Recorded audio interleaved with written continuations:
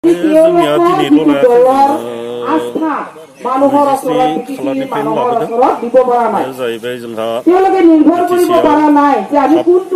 Election खुंफुंनायनि थाखाय आरो दिनै बाथि हाबाफारि हारिनि बिफा लोब्बा लाखिनानै जोङो गोखै हाबनाय जोंनि दाबिया बेनो स्टेट इलेक्शन कमिशनार आरो जोंनि आसामनि चिफ मिनिस्टार बिथांबो होबाय 27 तारिखे जिहेतु गभर्नर सासन जोबगोन आरो गोबावथार जाबाय बे हिसाबै 27 तारिख 27 अक्ट'बरनि सिगांनो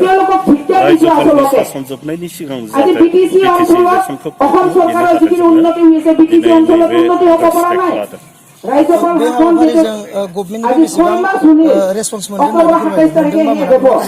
रेसपन्सा बेसे दं बेसेयाखै दा एसे मैयाबो हिमन्त बिश्व शर्माया मोनसे खोथा बुंदों। खोथाया बेनो हिमन्त बिश्व शर्माल' नङा स्टेट इलेक्सन कमिशनार आरो रायजो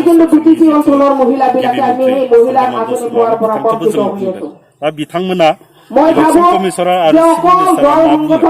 बेनि गासै फिथाइखौ जोङो मोननो हायाखै बेनिखायनो जोङो आन्दलनाव जोङो आवगायलांबाय थादों। डक्टर हिमन्त बिश्व शर्मा बिथाङा मडेल कड एमसिसि खौ बोखारनो होननानै बुंदों बिसायख'थि बोखारनाया बिथांमोननि खोथा थेवबो जोङो जिहेतु जोंनि बिटिसि खुंथाया गोबावथार थाद'बाय दिनै रायजोफोरनि सासन जाबाय बेयाव जौगानायनि हाबाफारि गोबां थाद'नायखौ जों नुबोदों बेनिखायनो जोङो थाब खुंफुंनायनि खाथिरावसो जोङो बे हाबाफारिखौ लाबाय थादों आरो जोङो नारसिनबाय थागोन चिफ मिनिस्टार आरो इलेक्सन कमिशनारा जेब्लासिम बुङा बेसिम जोङो नाजानाया थाबाय थागोन। যিখিনি উন্নতি কৰিলে ৰাস্তা ঘাটে হওক অফিস আদালতে হওক বা যিকোনো বিভাগতে যিকোনো ডিপাৰ্টমেণ্টতে হওক যিখিনি উন্নতি কৰিলে এটা আঞ্চলিক দলে सिं मा सानदों मा सानाखै बेखौ जोङो गेबेङै बुंनाय नङा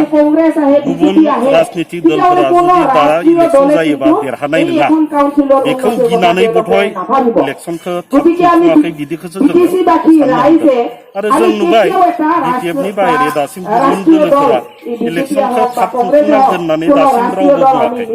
खिन्थु बैबोथ' सब पार्टियानो इलेक्सनाव दिनै ओंखारदों इलेक्सन जाबा देरहागोन ना गाव गावखौनो बुंथिनानै लादों षড়यन्त्र हिसाबै रावखौबो मुंख'नो लुबैया बिथांमोना जिहेतु गभर्नर सासन नागिरबाय गभर्नर सासनबो जाबाय खोथा जाहैबाय गभर्नर सासना फैखांनायनि उनाव इलेक्सना जुदि बयबो इलेक्सन गेलेमारोबा मानोथो थाब खुंनाङा इलेक्सना थाब जानांगौ थाब जोबनांगौ बिटिसिनि जौगानाय फैनांगौ।